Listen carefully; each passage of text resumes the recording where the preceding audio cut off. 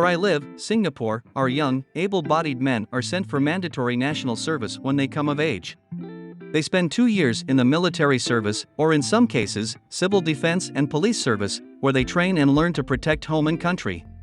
Most people hate it, they'll complain, but if they had played their cards right, they've probably left with the best friendships that will ever be forged in their lifetimes.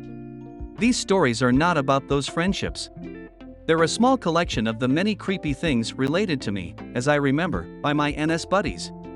There's a term in the army called standby rifle, which is an order to strip down your rifle to its components for cleaning or transport.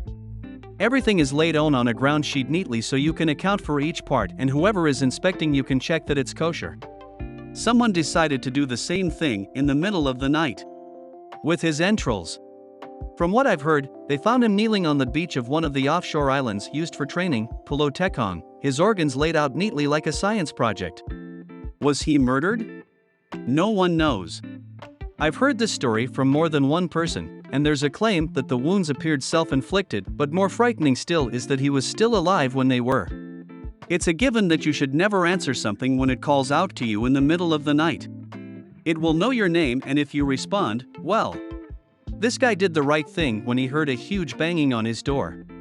None of the other guys seemed disturbed by it, possibly because they were too tired from running around carrying heavy packs during the day. He heard from the other side of the door, one of the guys from 2 or 3 barracks over calling his name and asking him to open the door.